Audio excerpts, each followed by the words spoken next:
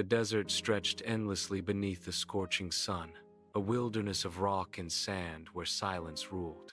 Moses, now an aged shepherd, guided his flock across the barren slopes of Mount Horeb, his thoughts far from Egypt and its haunting memories.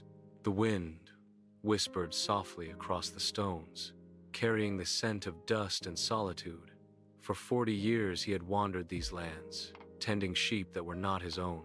Gone were the days of Pharaoh's palace, of silk and gold and the pride of a prince. In their place came humility, long nights beneath the stars, and the quiet company of God's creation. Yet within his heart, a storm brewed. Moses had fled Egypt after killing an Egyptian taskmaster, a man slain in defense of a Hebrew slave. Though years had passed, the guilt still clung to him like desert dust. He wondered often if his destiny had ended the day he fled into the wilderness. One afternoon, as the sun dipped low and shadows stretched long, Moses led his sheep near the rugged base of Horeb, the mountain of God. He sought a patch of green, a small oasis he had found in seasons past.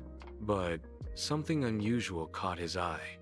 At first, he thought it was the reflection of sunlight on a rock, a shimmer of heat. But then he saw it clearly.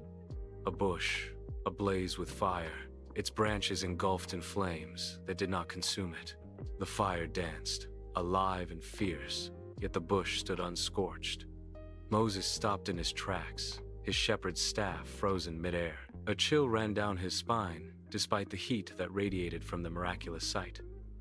"What strange wonder is this?" he whispered. "Why does the bush burn, yet is not destroyed?" He took a cautious step forward, curiosity battling fear.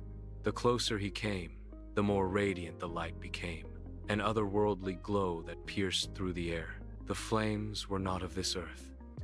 They shimmered like pure gold and whispered with the voice of eternity. Then, from within the fire, a voice called his name. "Moses, Moses." The sound was powerful yet tender, like thunder softened by compassion.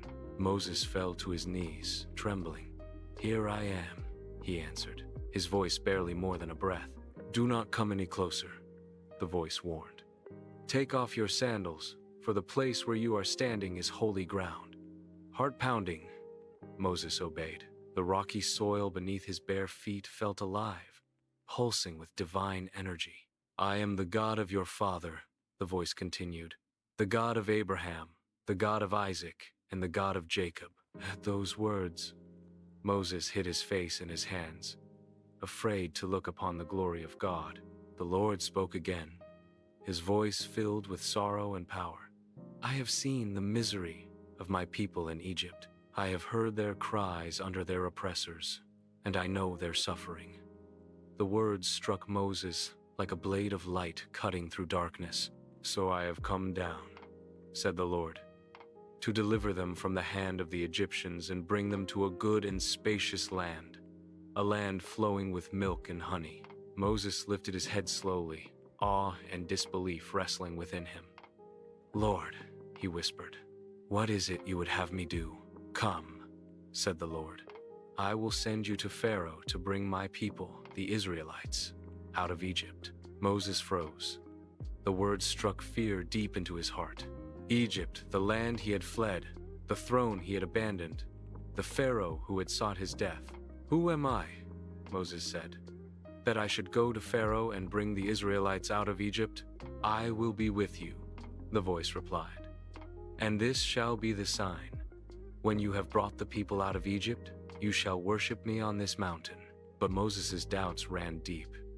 "Suppose I go to the Israelites and say, 'The God of your fathers has sent me to you,' and they ask me, 'What is his name?'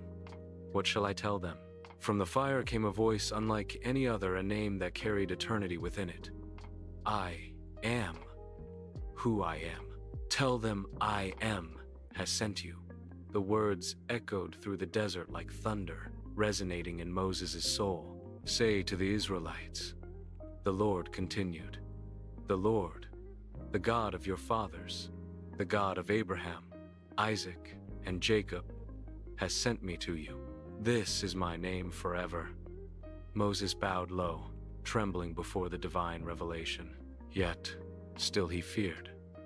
"But Lord," he said hesitantly, "what if they do not believe me or listen to me? What is that in your hand?" The Lord asked. Moses looked down.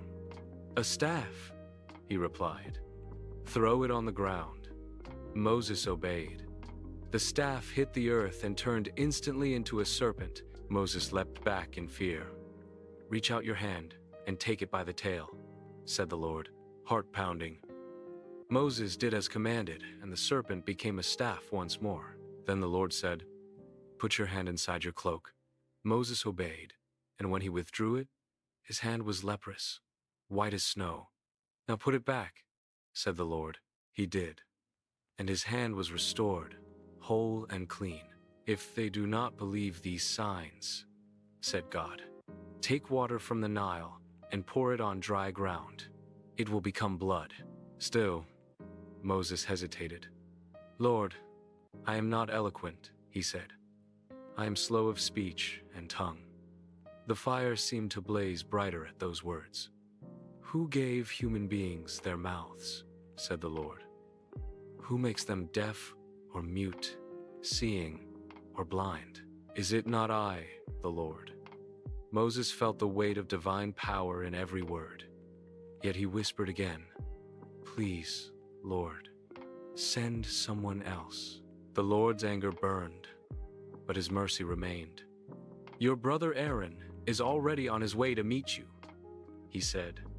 "He shall speak for you, and I will teach you both what to say." The flames began to dim, but the voice lingered like thunder rolling through the mountains. "Now go, Moses, take this staff in your hand, for with it you shall perform the signs I have shown you."